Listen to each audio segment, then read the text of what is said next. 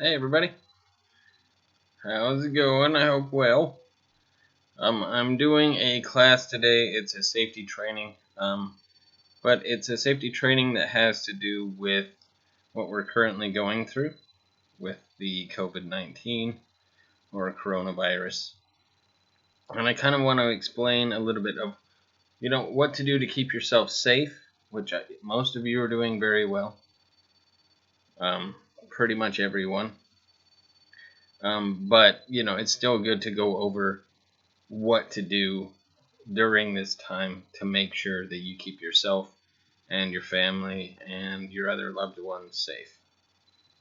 But there's one thing I want to go over first. I want to explain the difference between, say, an epidemic and a pandemic, so that we know, what the difference is there. So I have it here on my phone.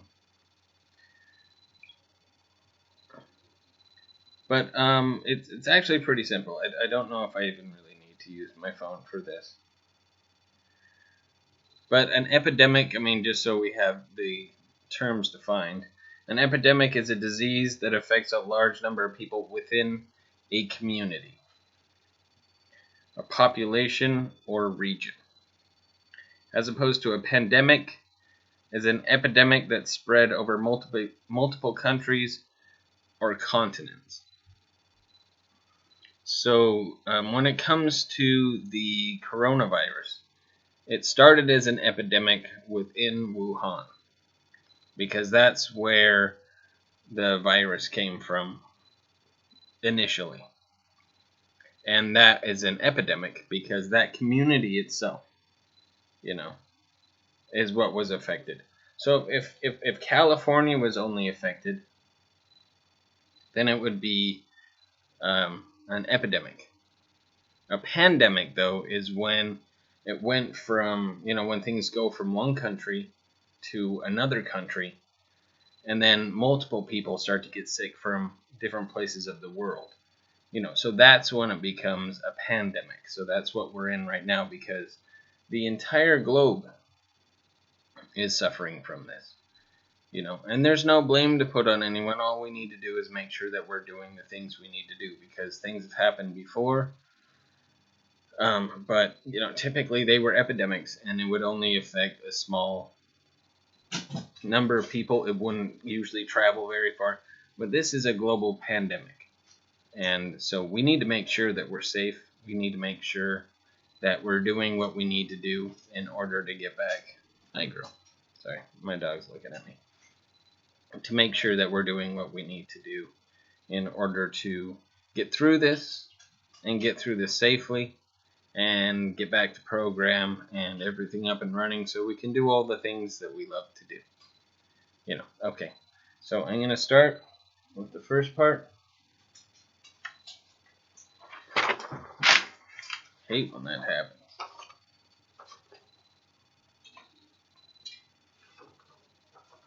So, what you want to do is how to protect yourself and others, and mostly protect yourself. So it says older adults and people who have severe underlying medical condition like heart or lung disease or diabetes seem to be at higher risk for developing serious complications from COVID-19 illness. So if you do, or you know anyone that does have anything like that, when it comes to heart disease, if it's diabetes, pre-existing conditions, you want to make sure that that person stays home, or make sure that they're wearing a mask. Make sure that you have things on hand to make sure that they're going to be okay, because they're at the most risk. So we need to also know how it spreads. So right now, there is currently no vaccine to prevent the coronavirus or COVID-19. They're doing tests to come up with ways of finding a vaccine, and they're starting in like smaller communities. I think they did a test of maybe like 300 people, for a certain vaccine, and you have to sign up for it and say, yes, I would like to try that. I'd be willing to donate my body to find that out. And then pardon me, I shouldn't have had a soda before this.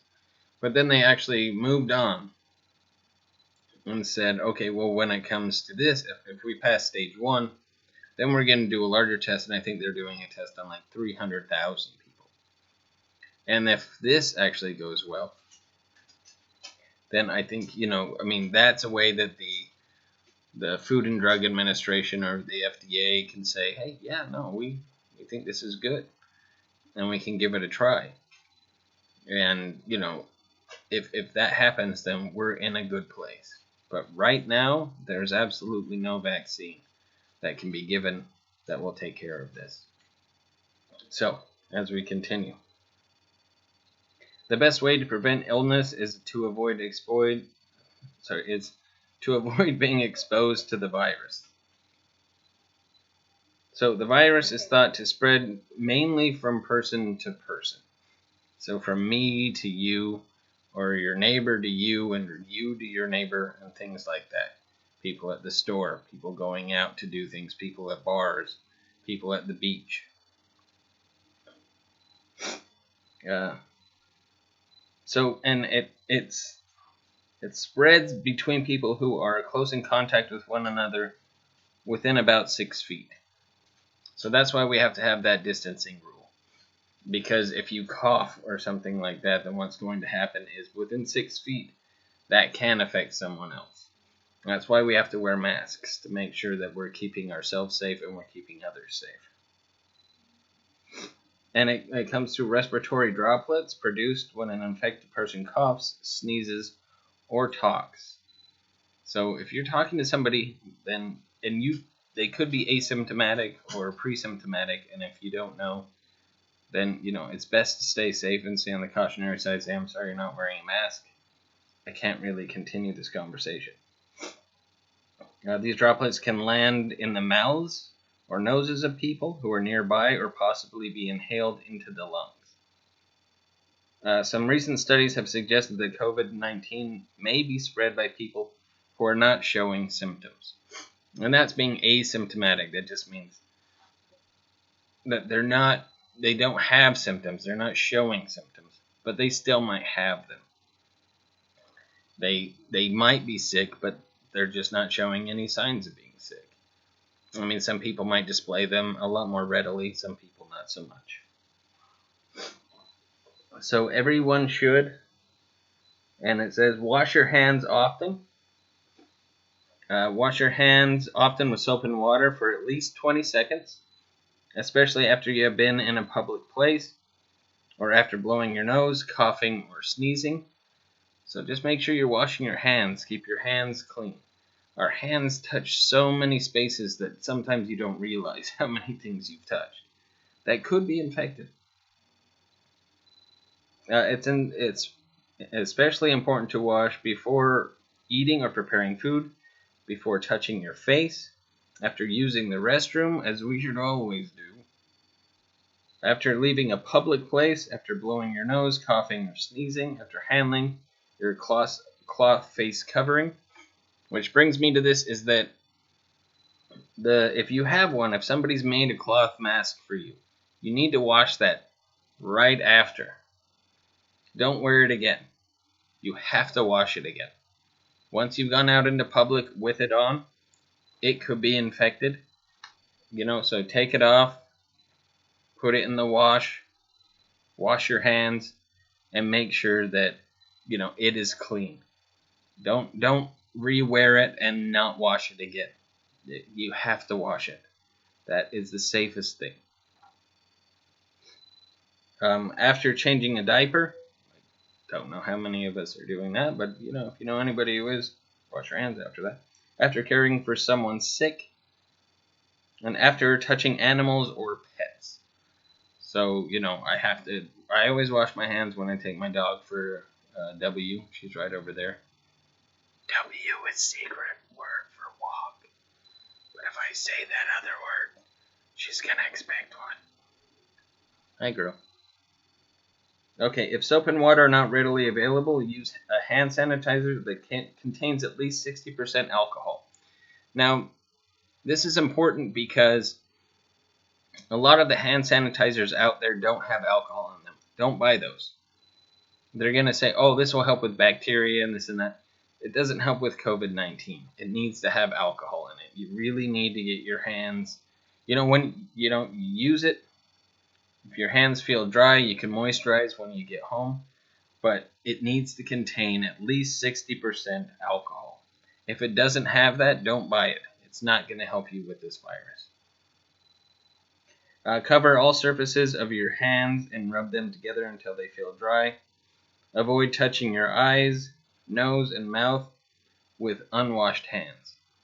It's difficult sometimes to do that, but because our natural inclination is to, oh, I have an itch in my eye, and I haven't washed my hands. But we need to be very vigilant about this just to make sure that we're safe. The next page is avoid close contact. Inside your home, avoid close contact with people who are sick. If possible, maintain 6 feet between the person who is sick and other household members. Outside your home, put 6 feet of distance between yourself and people who don't live in your household. Remember that some people without symptoms may be able to spread the virus. Again, it's asymptomatic. Stay at least 6 feet or about 2 arms lengths. That's both your arms. From other people. Keeping distance from others is especially important for people who are at a higher risk of getting very sick. Cover your mouth and nose with a cloth face cover when around others. Make sure you're actually covering your nose. Don't do the thing where it's here. If you go to the store and you see, the workers there and it's here, please ask them to put it up here. The droplets from your nose that's what infects a lot of things. If that hits the counter, if it gets on your food, or anything like that, it could get you sick. Make sure, though, that you're doing the same thing. It has to cover your nose and your mouth, like all the way around. So you could spread COVID-19 to others even if you do not feel sick. The cloth face cover is meant to protect other people in case you are infected. Everyone should wear a cloth face cover in public settings and when around people who don't live in your household, especially when other social distancing measures are difficult to maintain. Like, the store is tough. I go to the store all the time, and it's actually very difficult because I have to take my cart and go way around. I'm people, and for some reason sometimes I don't have masks on, and the employees at the store, they just kind of let people run amok. So I just kind of ditch and dodge and be like, I'm going over here, I'm gonna go over here. But I always have a face mask on, which protects me and it protects you.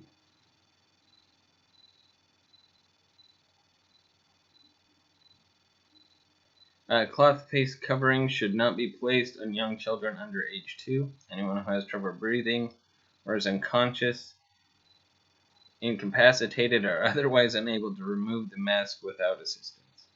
Yeah, so that is when you leave it up to the medical staff and people that actually have a degree and they know what to do in that.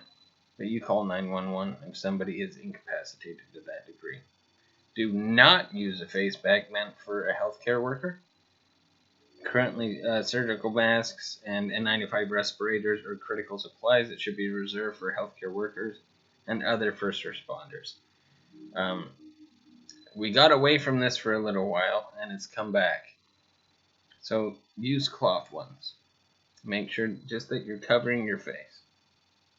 Continue to keep about 6 feet between you and others. A cloth face cover is not a substitute for social distancing. Social distancing is most important. I hate to say it, but stay far away from people as much as you can. Seems rude. I don't like it either. But, I also don't want to get them sick, and I don't want them to get me sick. And cover coughs and sneezes. Always cover your mouth and nose with a tissue when you cough or sneeze, or use the inside of your elbow, and do not spit. So, throw used tissues in the trash. Immediately wash your hands with soap and water for at least 20 seconds. Then again, if it's not available, use hand sanitizer with at least 60% alcohol. No alcohol, not going to help you. You need to really get that down. Next is to clean and disinfect. Clean and disinfect frequently touched surfaces daily. This includes tables, doorknobs, light switches, countertops, handles, desks, phones, keyboards, toilets, faucets, and sinks. It becomes a lot easier if you don't have anybody coming over, or if you don't have a lot of people living with you. But if people are going out and things like that and coming back in to touch handles, you need to make sure you're cleaning those, because, it could be infected. If surfaces are dirty, clean them. Use detergent or soap and water prior to disinfection. Then use a household disinfectant. Most common EPA registered household disinfectants will work. Monitor your health daily. Be alert for symptoms. So watch for a fever. It's very important. Shortness of breath. If you have trouble breathing, then, that's something you really want to monitor. And how long does it last for? Maybe it's just that day. Or other symptoms of COVID-19, especially important if you are running essential errands, going to the office or workplace, and in settings where it may be difficult to keep a physical distance of 6 feet. Take your temperature if symptoms develop. Don't take your temperature within 30 minutes of exercising or after taking medications that could lower your temperature, like acetaminophen. So, that's one of the things that does happen is,